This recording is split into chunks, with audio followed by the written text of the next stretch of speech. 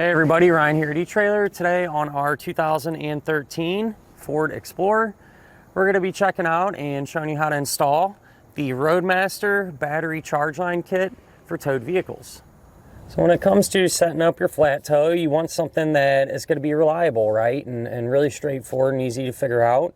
And a charge line like this one is one of them things that aren't absolutely necessary, but something I always recommend for any vehicle being flat towed for that matter, not just the Explorer.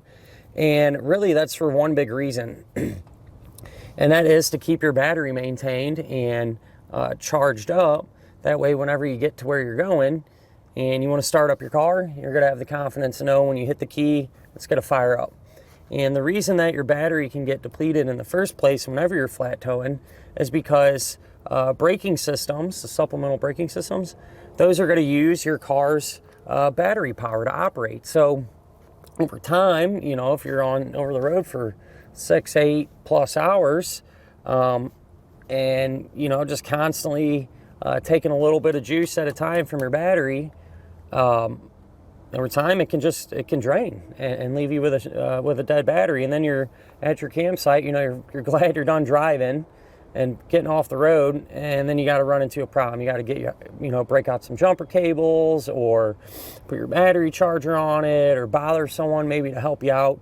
Who wants to deal with that, right? You want smooth sailing when you're on vacation and enjoying yourself. So having a charge line, what it's going to do whenever you're flat towing is it's going to use your motorhome's 12-volt auxiliary power to essentially trickle charge or maintain your Explorer's battery. That way it's always topped off, like I said, before you turn the key, and it'll fire up. One of the big things I do want to point out though, you are going to have a working 12-volt auxiliary power on your motorhome's 7-way, the trailer connector. The majority of them, late model ones, are going to have that right out of the factory. You know, nothing to really worry about there. If you have an older motorhome or kind of, you know, an oddball, newer type one, I know like some of the Mercedes Sprinter chassis don't have it, but they're kind of few and far between. Anyway, if you don't have that power source, you can always get the charge line kit for the motorhome side. So Roadmaster makes a kit, it hooks up to your battery and sends it back here, and that's where you can get the power from to keep your battery going. Now I do want to mention, the battery, your car battery, does have to be in good working order for this charge line kit to work. You're not going to bring a battery back from the dead, or, you know, if it has a bad cell or something like that, it's not going to completely regenerate the battery. So, yeah, you want to make sure your battery's in good working order, and as long as it is to begin with, the charge line is gonna keep it that way. So, way this is going to work, like we talked about, I have your motorhome 7-way. That 12-volt power is going to get sent through your cable. The charge line is going to be hooked up to the back of your 6-way, which your wire will run up here, so use your imagination a little bit. But it's going to come up to a breaker. The power is going to go through the breaker and to your positive battery post. So really straightforward on how it works. The circuit breaker's there to keep the circuit protected. Obviously, if there's an electrical issue or anything like that, the breaker will open and prevent power from flowing through or to or from. So little safety feature there. Something I do want to mention, some people ask about if, you know, this is going to drain your motorhome's batteries or affect those at all, and the answer is no. And that's because your motorhome has its own charging system, you know, using the alternator and those components. And so when the motorhome's running, it's generating additional amperage to not only charge its batteries, but there will be adequate amperage left over that we can use a little bit back here, and it's not going to hurt anything at all. So nothing to worry about as far as the motorhome goes and draining those batteries or anything like that. But other than that though, this is one of these small components that a lot of people kind of forget about. But it really is worthwhile and really does make a big difference. As far as the installation goes, really simple. We kind of talked about it a minute ago. You're just going to run a wire from your 6-way up to your breaker. Obviously you got to mount, screw in the breaker, and then just one wire to the battery. So not a whole lot to it, and relatively easy. But if you'd like to see how that's done, feel free to, and stick around. We'll go ahead and do that together now. To begin our installation for our charge line, we're going to be here at the front of our Ford. Obviously we have the fascia off, just a lot more room to work, a lot easier, but this can be done with it on, just a little bit tighter. I do suggest doing this at the same time that you're doing your diode wiring, just while you have everything apart. Speeds things up.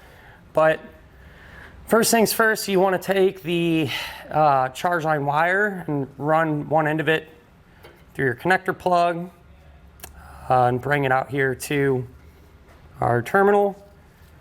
The end of the wire, you're going to want to strip back the insulation a little bit. So about like that'll do. Give those wires a good twist. And then the terminal that we're going to be using is this center one. I'll take a screwdriver,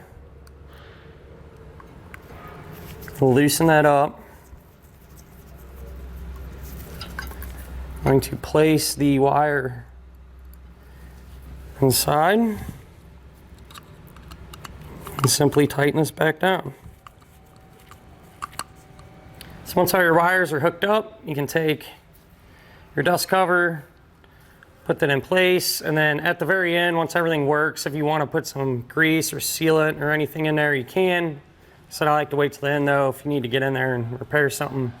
Not a big mess, but I'll go ahead and get this secured.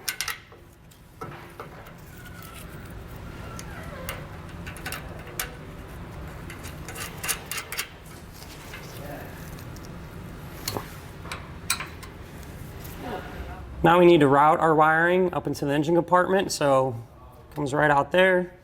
Our connector plug along the back side of our base plate. Just use a zip tie there to keep it tight.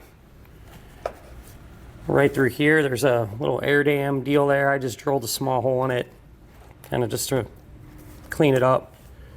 So it routes through there, right up through there, and then kind of comes up and almost behind her headlight, where then it goes up into the engine compartment. And here is where it all comes out. So once you have your charge line wiring ran up here, you can mount up our circuit breaker. You want to get this pretty close to the battery, which we are, and I'm going to put ours right here, a good flat spot. It's not interfering with the hood or anything. I am going to mount it like this, and that's because we still want to be able to open up our fuse lid, and it eventually touches it, but not really a huge deal because you can get it all the way open. But with that said, I'm going to take the provided self-tapping screws and secure it down.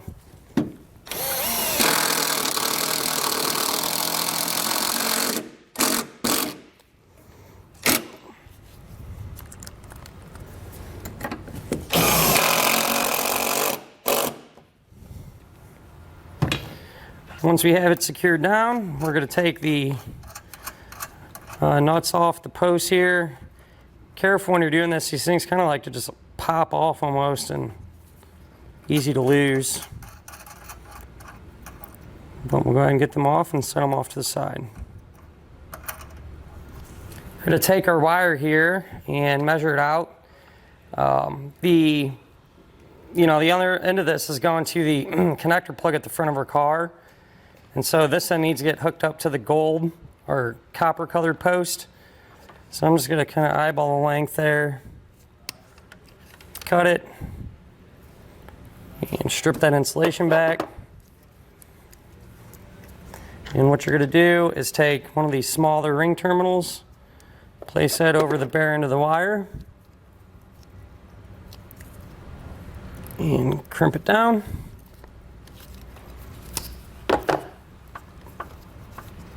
So that'll slide over that copper colored post.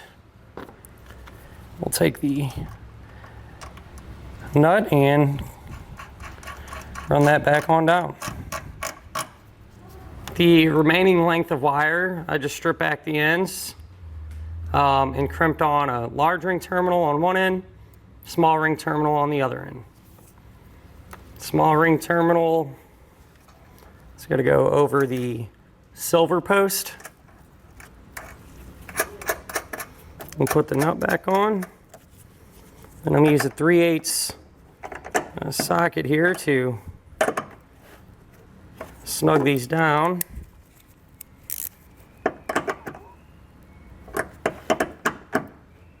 Then this end, with the big ring terminal on it, that's going to get mounted up to our positive battery terminal.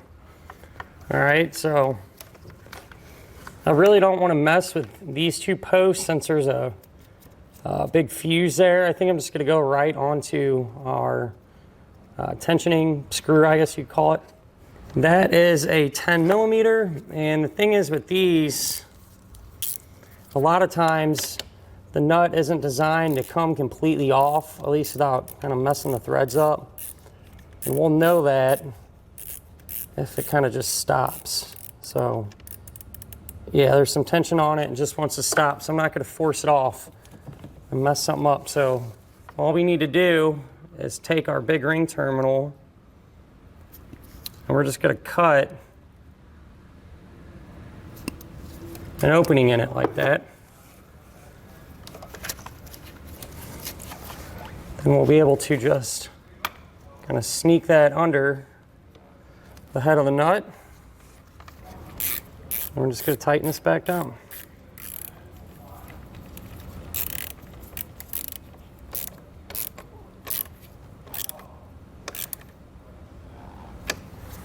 And that'll finish up our look at and our installation of the Roadmaster battery charge line kit for towed vehicles on our 2013 Ford Explorer.